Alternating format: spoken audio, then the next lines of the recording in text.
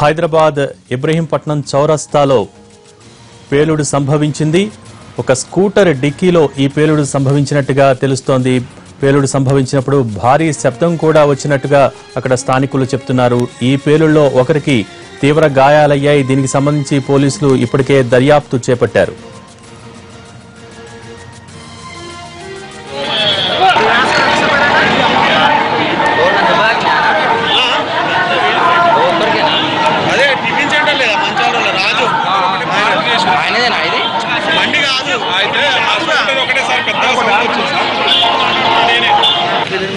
అదే అర్థమవుతలేదు. మళ్ళీ ఏదో స్కూటర్ బయట అందరినీ స్కూటర్లు ఎందుకు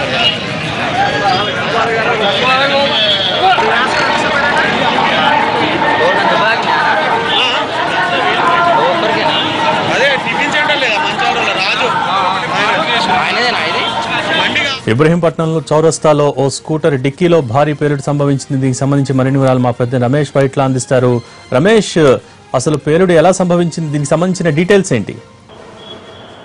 ఇబ్రహీంపట్నం చౌరస్తాలో ఇప్పుడే కొద్దిసేపు స్కూటర్ డిక్కీలోంచి భారీ పేలుడు సంభవించింది. పేలుడులో ఒక వ్యక్తికి తీవ్ర గాయాలు కావడంతో పక్కన ఉన్న ప్రైవేట్ ఆసుపత్రి కూడా అక్కడ ఉన్న స్థానికులు తరలించడం జరిగింది. కొద్దిసేపు జరిగిన ఈ పేలుడు సంబంధించి పోలీసులు కూడా పూర్తి స్థాయిలో కూడా విచారణ జరుపుతున్నారు. దీనికి సంబంధించి ఇప్పటికే అక్కడ క్లూసింగ్ కావచ్చు, మిగతా పోలీసు శాఖలు అక్కడికి రంగంలో దిగి పూర్తి స్థాయిలో విచారణ జరుపుతున్నారు. మరోవైపు చూసినట్లయితే పాత స్కూటర్ లో ఇది పేలుడు సంబంధించిన నేపథ్యంలో చర్యల మాడ్యూల్స్ ఏమన్నా ఉందా అన్న నేపథ్యంలో ప్రస్తుతానికి పోలీసులు విచారణ చేస్తున్నారు. ఎందుకంటే ఇప్పటికే ఇండియా మొత్తం కూడా ఐబీతో పాటుగా ఈ అప్రమత్తంగా ఉండాలని చెప్పి కూడా ఇప్పటికే అటు కేంద్ర రాష్ట్ర ప్రభుత్వాలు కూడా అప్రమత్తం చేశాయన్నప్పుడు అయితే ఈ నేపథ్యంలో ఇది టెర్రర్ మాడ్యూల్స్ ఏమన్నా ఉందా అన్న కోణంలో ప్రస్తుతానికి అక్కడ పోలీసులు ఒక అనుమానం వ్యక్తం చేస్తారు. ప్రధానంగా చూసినట్లయితే టెర్రర్ మాడ్యూల్స్ లో ప్రధానంగా స్కూటర్ డిక్కీలలో బాంబులు పెట్టి పేల్చడం ఒక ఆనవాయితీ ఎప్పటి నుంచో ఈ విధంగానే బాంబులని ఈ స్కూటర్ డిక్కీలలో పెట్టి పేలుస్తుంటారు. అటు మన దగ్గర హైదరాబాద్ లో ఉన్నప్పుడు హైదరాబాద్ లో గతంలో సాయిబాబా టెంపుల్ వద్ద కూడా ఈ మాదిరిగా స్కూటర్ డిక్కీలో